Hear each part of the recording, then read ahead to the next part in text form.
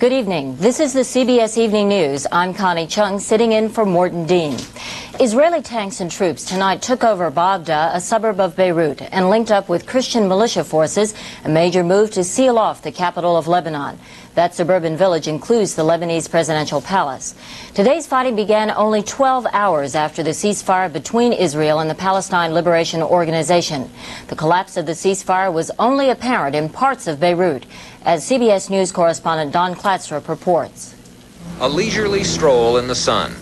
Something impossible only yesterday, but safe enough to do today, as a new ceasefire went into effect and the guns of Beirut fell silent. But south of the city, it was different. Heavy fighting continued in several villages. Beirut International Airport remained closed, the wreckage of a shelled jetliner still there. There was no indication when the airport might open, since the clashes in the south are too close. It will also take time to repair the runway, cratered by earlier shelling, and some that occurred today.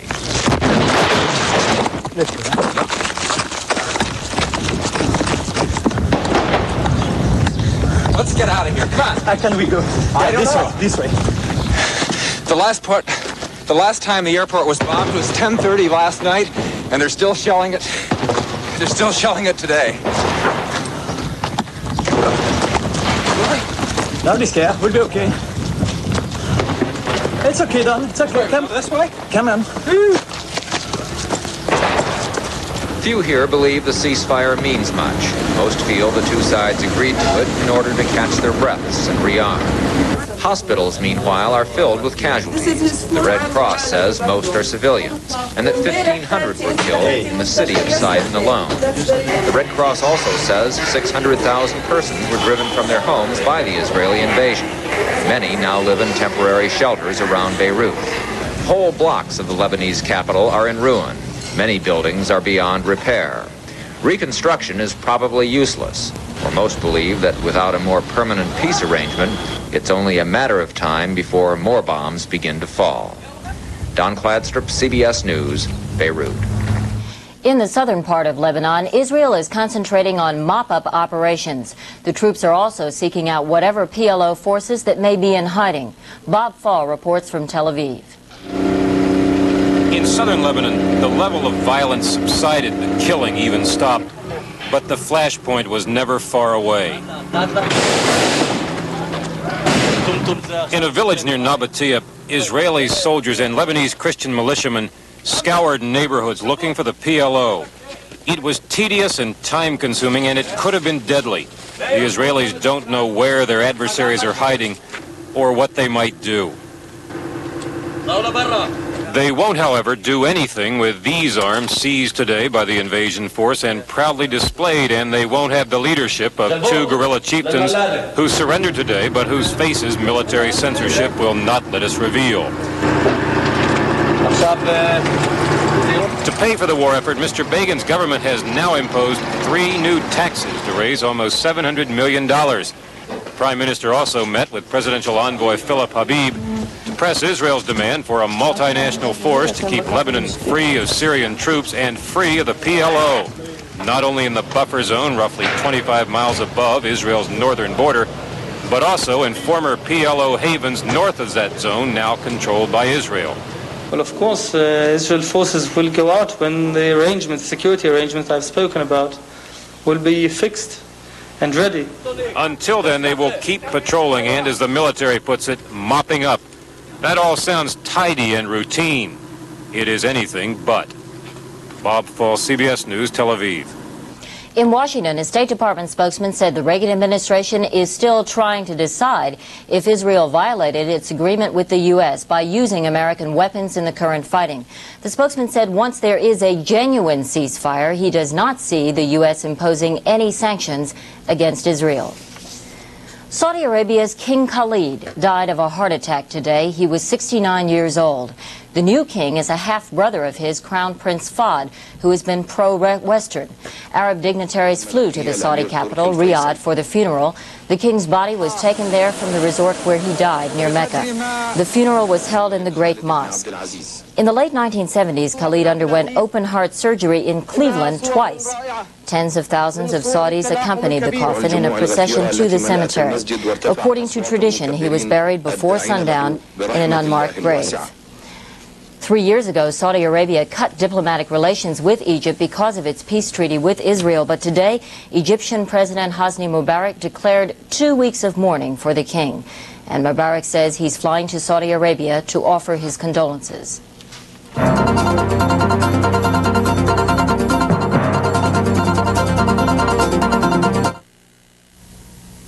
This cherished drop of oil of Olay works in mysterious ways to help you look younger. While it softens everywhere, remarkably, oil of Olay seeks out the drier skin that needs it most, imparting precious extra fluids where tiny dry lines may be more apparent, to create a softer, younger, more harmonious look. Discover the secret of oil of Olay. It can help you look younger, too. When we tell you Michelin radials last and last, that's no surprise. When we tell you Michelin radials save gas, that's no surprise. But when we tell you you can get Michelins for about the same price as other leading radials, now that's a surprise. But it's true. We're America's fastest growing tire company. We make the tire you need at a price you can afford. See your Michelin dealer and prices set for your car. You'll be pleasantly surprised. Michelin, we put America on radials. In the Falklands War, Britain says Argentine gunfire hit the cruiser Glamorgan last week, killing 9 crew members. 17 are reported wounded. Britain says damage to the warship has not put her out of action. CBS News correspondent Martha Teichner in London reports on the battle on shore. The Ministry of Defense tonight reported British troops consolidating their positions on the high ground west of Port Stanley, firmly in control now of Mount Longdon, 2 Sisters, Mount Harriet. 400 prisoners were reported taken and considerable equipment. Morale was high. Our troops, already in control of the important high ground around Port Stanley, now have secured positions from where they can control virtually all comings and goings from the island's capital. Stanley can no longer be regarded as a stronghold for the Argentines, merely a last refuge, which now lies at the mercy of the British guns and encircled by British troops. After the weekend's successes, Defense Secretary John Nott tonight finally revealed the casualty figures deliberately withheld until now, after last Tuesday's Argentine air attacks on British landing ships. 50 dead, 57 injured. It is clear that the Argentinians greatly overestimated the extent of the casualties and damage resulting from their air attack on Sir Tristram and Sir Galahad on Tuesday. We wished them to remain uncertain about our strength on the ground and our capability to mount an early attack. That final attack could be complicated by unexpected risks to civilians. It is now believed that as many as 600 Falkland Islanders remain in Port Stanley, almost 3 times the number thought to be there. It appears that Argentine reports of 2 civilian deaths and 4 injuries are true. Fearing further civilian casualties or the taking of hostages, the British have agreed to a Red Cross proposal that would set aside a safe area in Port Stanley for civilians. But the Ministry of Defense makes it clear that Argentine consideration of this proposal would neither prevent nor delay any British military action. Martha Teichner, CBS News at the Ministry of Defense in London. For many of the soldiers on both sides, the fighting is over, at least for some time. Now many of them are homeward bound. CBS News correspondent Bob Schieffer in Buenos Aires has the story. Some of them could hardly walk and some of them couldn't walk at all. But for these British soldiers, it was the best weekend in a while, and it showed. They were 60 of the wounded from the fighting in Goose Green and Darwin 2 weeks ago. Yesterday, they were brought by hospital ship to Montevideo, Uruguay. And today, all but 3 of the most seriously hurt were flying home to Britain. Another British ship, the Norland, also refueled in Montevideo, then headed back to the war zone. Its passengers, 1,051 Argentine prisoners of war from the Falklands, had been transferred to Argentine ships outside port and were never seen. The transfer came on a weekend marked here by gloom, confusion, and often contradictory reports from the war zone. The main diversion from the war news was today's television coverage of Argentina's first match in the World Soccer Cup being played in Spain. Government press services first reported heavy fighting, but later interrupted soccer coverage to say there had been only minor action. Reports quoting authoritative sources also circulated here today that even though Argentina's military president Galtieri, seen here kneeling in civilian clothes, had received the show of public friendliness that he had wanted from the Pope, in private the Pope had urged a ceasefire in the war. And the source said the Pope suggested Galtieri had not done all that he could to prevent the bloodshed in the Falkland Islands.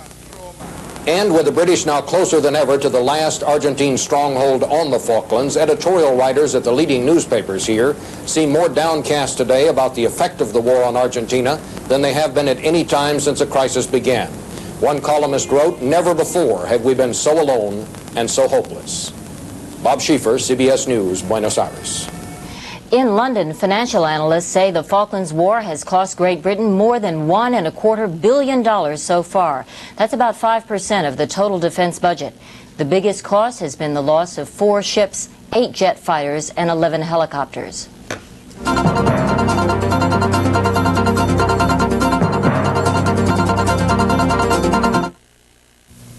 Another gray hair, Mrs. J? Oh, the gray doesn't bother me.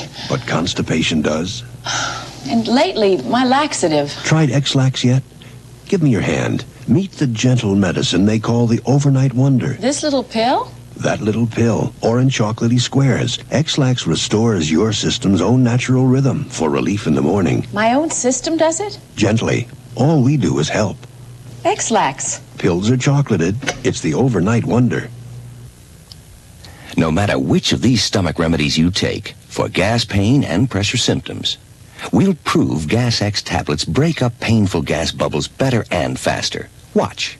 Intestinal gas bubbles are much like bubbles in beer. Add one of those stomach remedies here, Gas X here.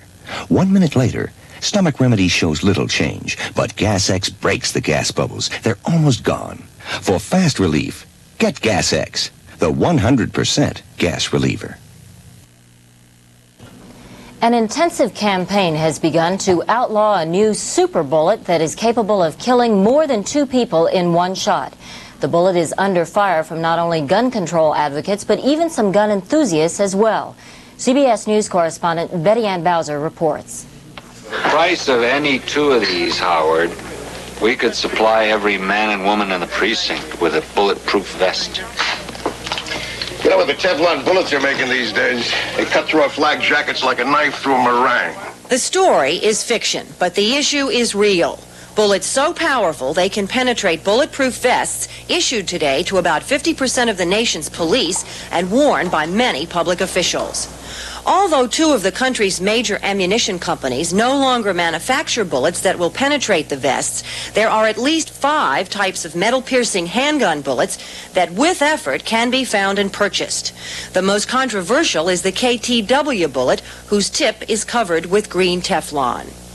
CBS News tested conventional .357 Magnum bullets against .357 KTWs at a firing range in Los Angeles. The California State Police and the Los Angeles Police Protective League cooperated. First, the conventional .357.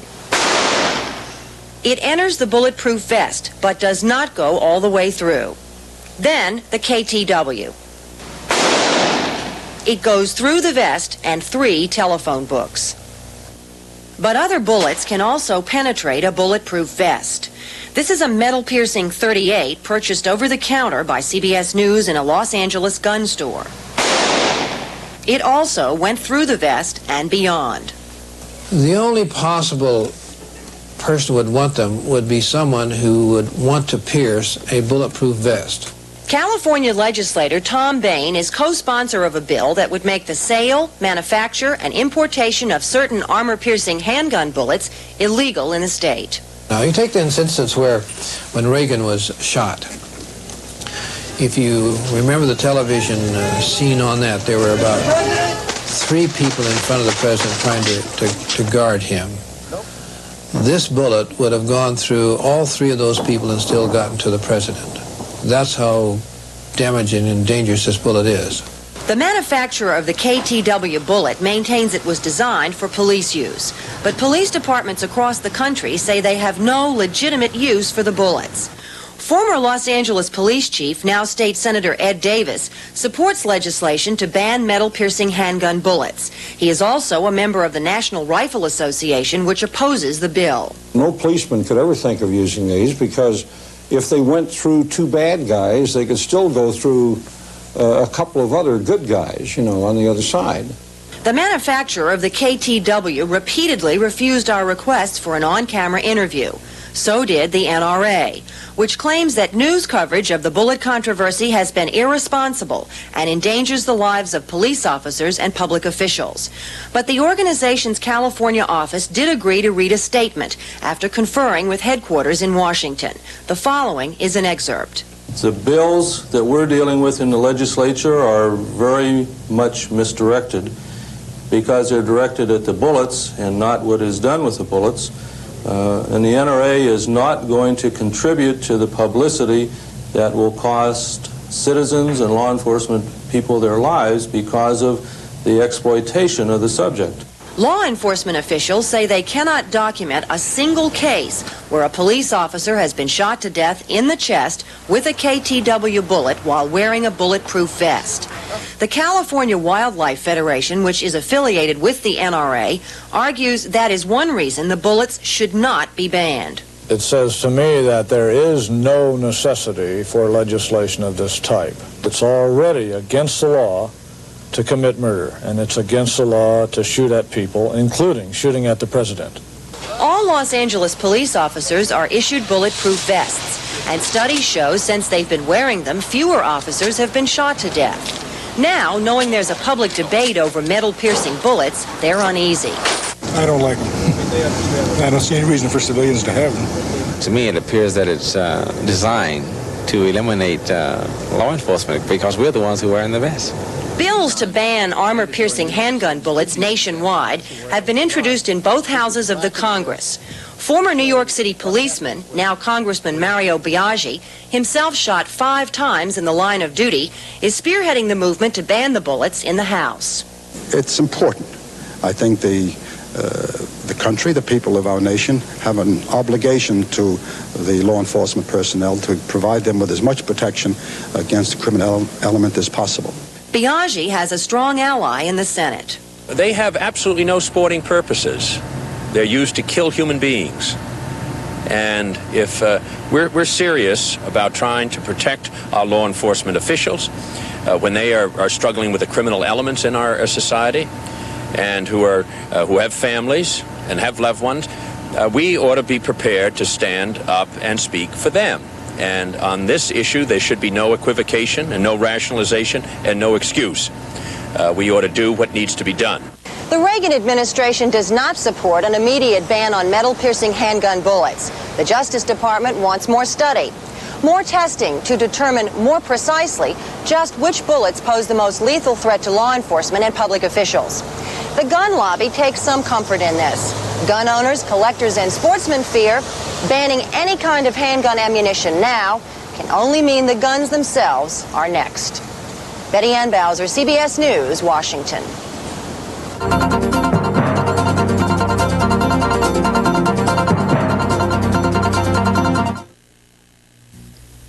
It's working.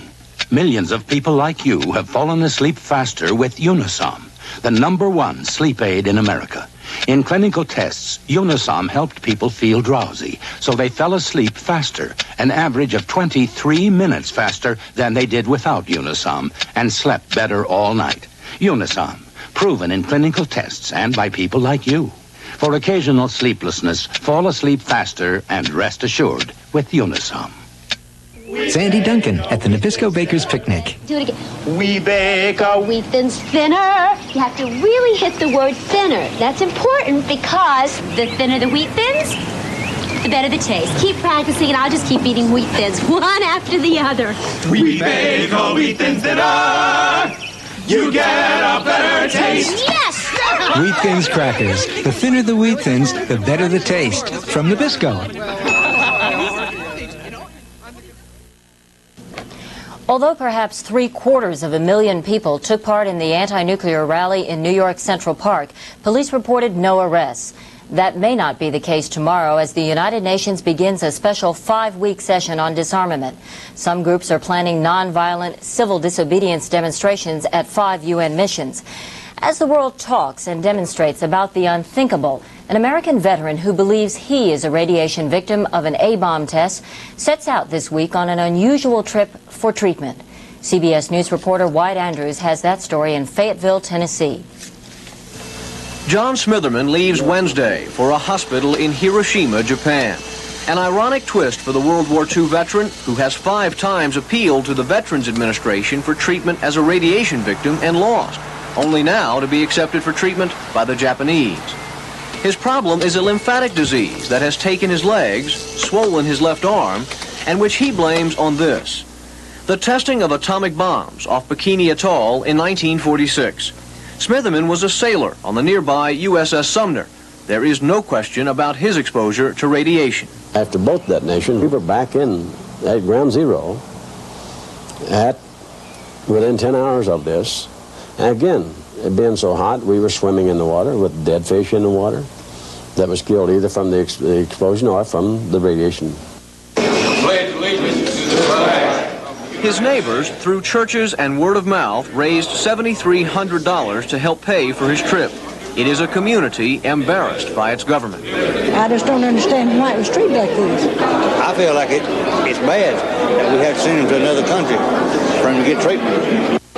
The Veterans Administration would not comment specifically on Smitherman's case, but policy forces the so-called atomic veterans to prove that radiation suffered in the military caused their illnesses, and that's not easy.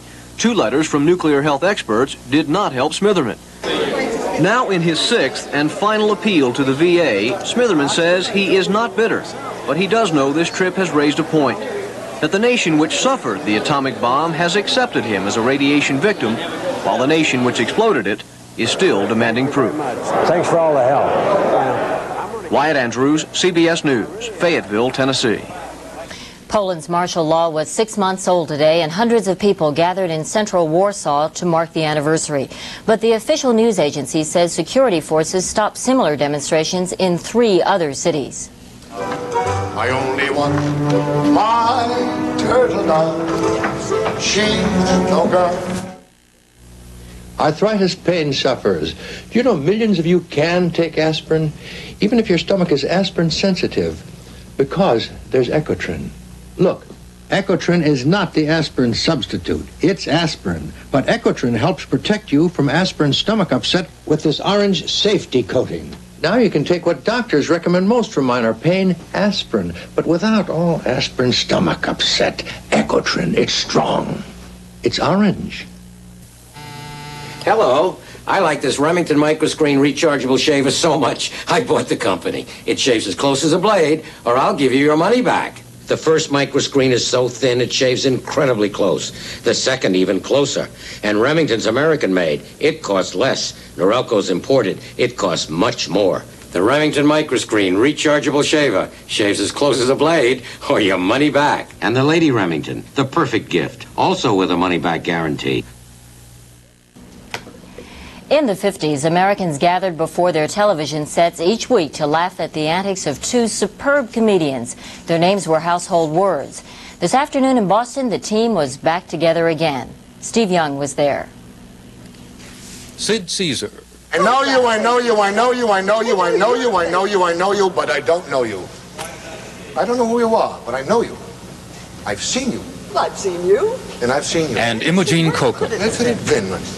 It's such a small world. It is a small world. It certainly is. It was on network television that they met 33 years ago and reigned through the early 50s as one of TV's funniest comedy teams. Caesar and Coca are now together again in the comic opera Orpheus in the Underworld by Jacques Offenbach.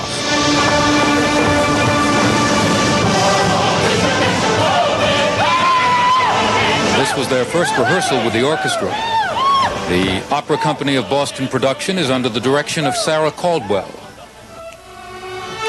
Imogen Coca plays the part of Public Opinion. What a nice sound! They play rather well. How sweet they are! Do bid you farewell! Sid Caesar puts a twist on his role of John Styx, who stands with his dog Cerberus, guarding the gates to the underworld. You cannot, no, I don't care who told you. I don't care who told you to go to hell. You can't come here. I'm the one who's the judge of that. I have to feed my dog. I'll be back with you later. On the hit TV series Your Show of Shows, Coca often poked fun at operas, and now she's in one. It terrifies me, but on the other hand, it's kind of marvelous to work with Sarah Caldwell. Yes. It's really kind of something, and the cast is so wonderful. The voices are so beautiful. The opera is a parody to start with, but this production manages to weave in an extra measure of comedy, an old routine Caesar rehearsed the other day.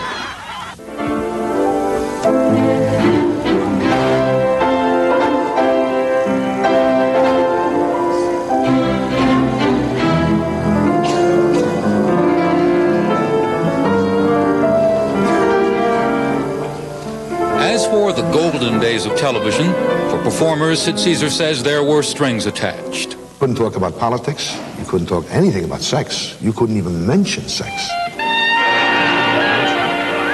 It's from the film, From Here to Eternity. And I played a dance hall hostess sort of with a bar in it. And, you know, if you were doing it now, you'd have a very seductive walk. And really, but you couldn't. I'm yours and you're mine and we're each other's. Let's dance. Sorry, no ticket, no dance. She's no girl to sit around and dream. She's the only girl Laguna knows. Caesar is 59. Coca in her early 70s, it's reported. Because I said so. She is my Lily of Laguna. And when will they retire? Never. Never. Steve Young, CBS News, Boston. That's our news. I'm Connie Chung, CBS News, New York. Good night.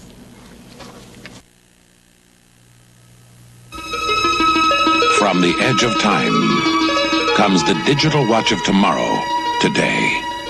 The new Dress Digital by Timex.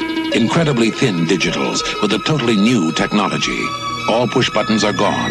Digital control is an amazing command bar. Discover the new, very beautiful, micro-thin Dress Digitals by Timex. Built and priced in the Timex tradition. Timex, we make technology beautiful. Tomorrow proudly presents the Canon A1. The A1, the camera that takes you to the outer limits of your imagination. The A1, so ahead of its time. It's designed with 5 automatic exposure modes plus manual. Versatility to capture your most creative compositions.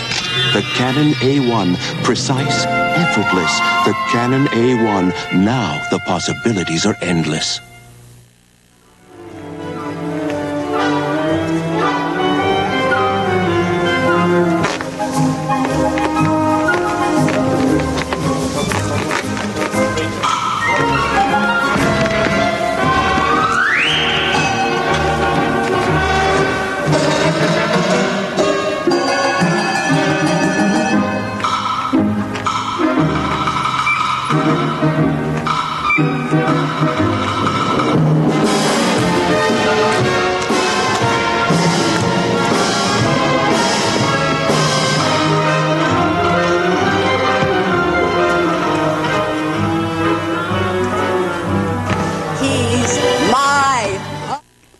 This is CBS.